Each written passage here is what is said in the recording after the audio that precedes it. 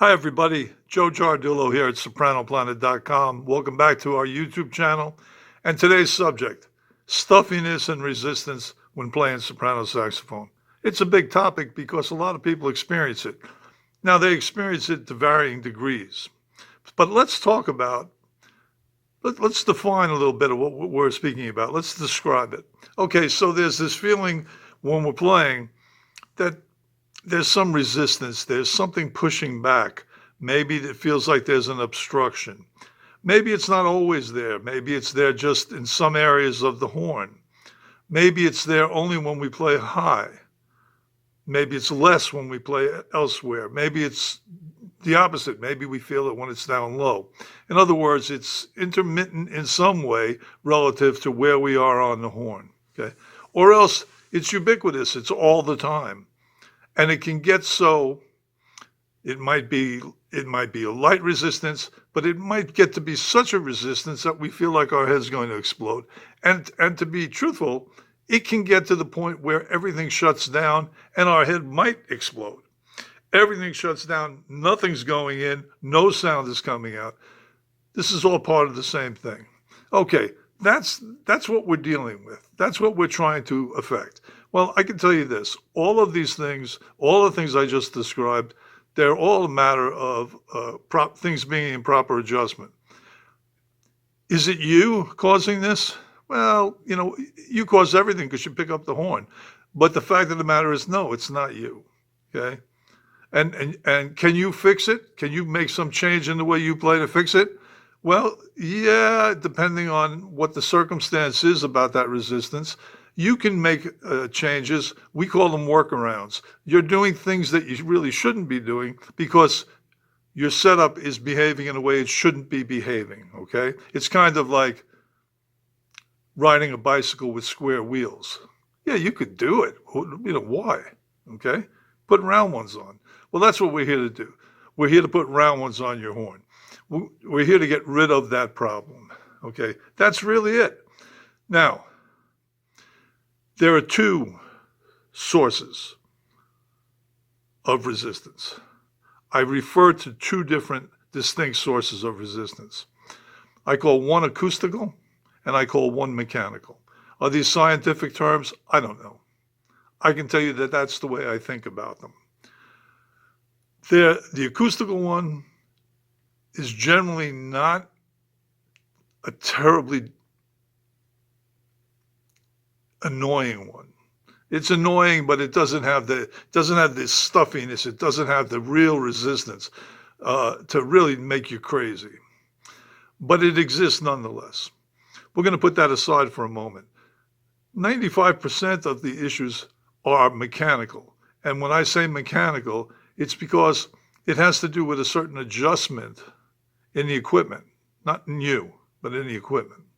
Okay, and what equipment are we talking about? Well, there's three parts to our equipment when we play soprano saxophone. There's the horn, there's your physical makeup from above your diaphragm right up through your oral cavity, and then there's the mouthpiece. That's the equipment. That's what we're working with. When I say the mouthpiece, I include the reed. Okay, that's what we're working with, okay? Something is up here. Is it you? Is it the horn? Is it the mouthpiece and reed? Okay, let's cut to the chase. 95% plus times, it's your mouthpiece. And I'm going to tell you why. I'm going to tell you also how you can how you can show yourself that your mouthpiece has a problem, okay? Let's talk about the mouthpiece for a minute. The mouthpiece has effectively three areas that are of concern to us today. the chamber, which is really an acoustical part of this, and we're going to put that to the side for the moment because that really doesn't have an impact on the mechanical issue of resistance. But there are two other areas that do. One is the table, where the reed sits, and the other is the facing curve, where the mouthpiece comes away from the reed as it goes to the tip. Okay? Those two areas are responsible for most of the resistance and stuffiness that soprano players encounter. That's most of it right there. It's usually in tandem, the table having a problem and the facing having a problem. They kind of go together, okay? They're really all a part of the same thing anyway. But there's one area that should be flat and rarely is, and that's the table.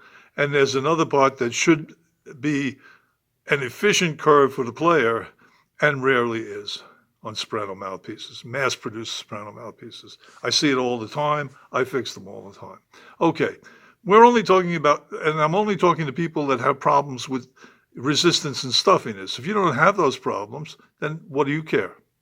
Flat, okay? If you love it and it plays fine for you, great.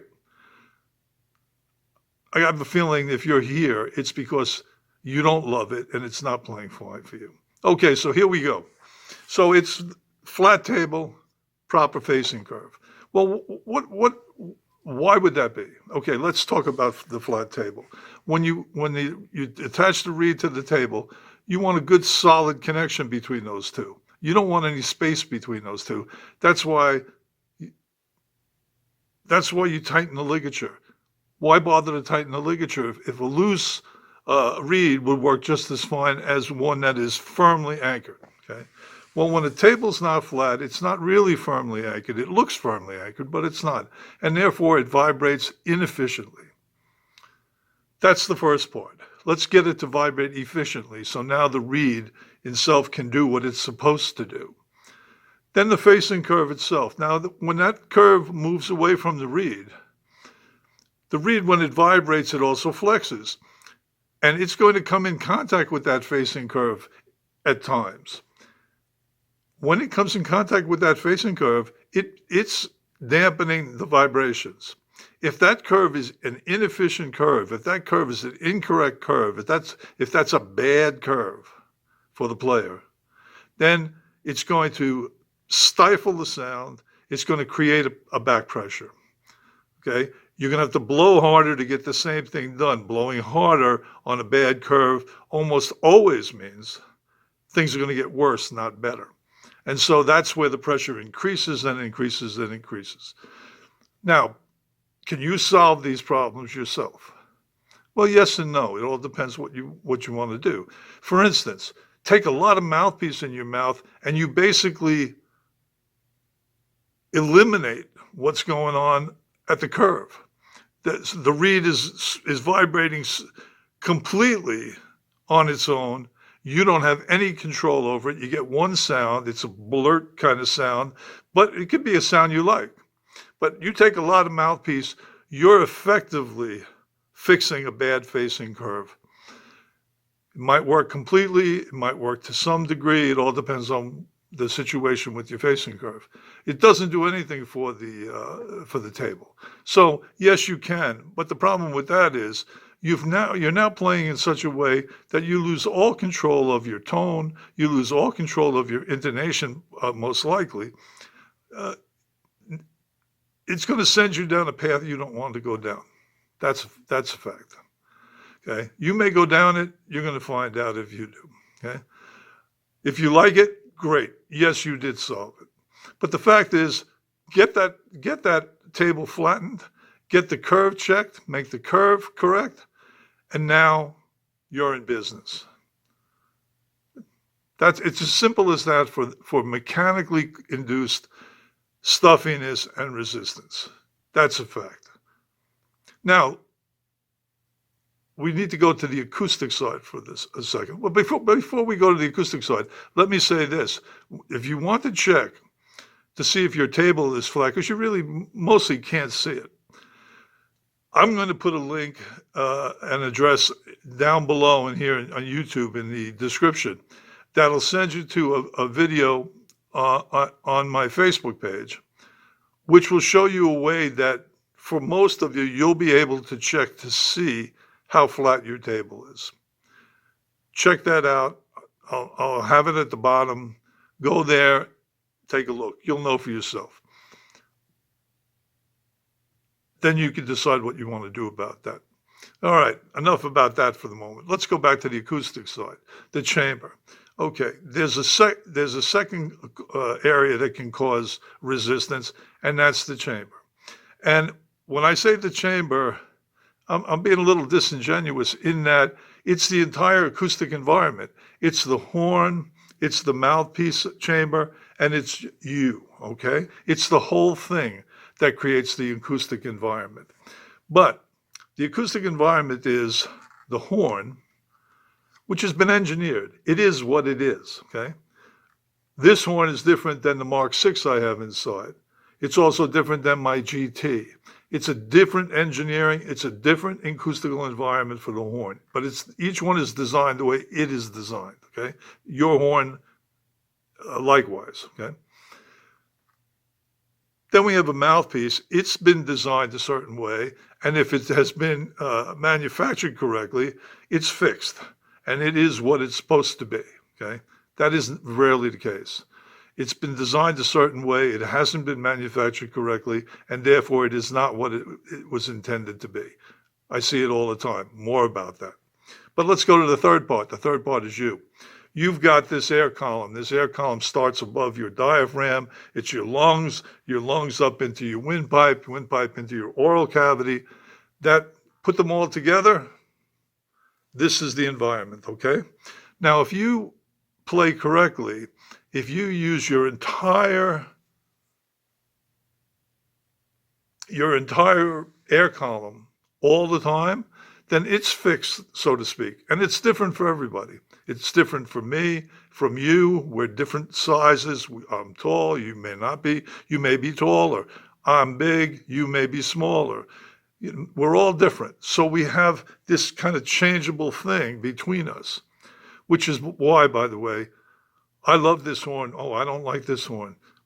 We've introduced a new acoustical thing to the combination. All right, back to us. So now we have these three things. They need to work together. If we use the full air column, we can depend on all of this to do the job. But soprano, because it's so easy to play, it's so easy to get a sound, it's so easy to blow, people start playing from the chest. They use shallow breathing. And now, instead of having a fixed air column, now we have an air column that, sometimes it's here, sometimes it's here. It is, and now we have all kinds of issues acoustically that occur, okay? Not to mention intonation, which is a whole other story, and we'll talk about it. But bottom line is, use that full air column, get used to it. You need it. That's how your horn was designed to work. That's how you're going to get consistency in your sound. That's how you're going to get a consistent acoustical response. That's how you're going to get good intonation, okay? But we need all of these things to work. And the reason we need these things to work correctly together is this. Sound waves are strange things. They are stranger than you can imagine. They behave in ways that are really counterintuitive. Here's an example, okay? If you have a set of speakers hooked up to a system, put some music on. Have those speakers, 5 or 6 feet apart, thereabouts, 3 feet, whatever. Okay, set the volume. Now take a bucket, an empty bucket, clean bucket, and go and put that bucket slowly over one of the speakers.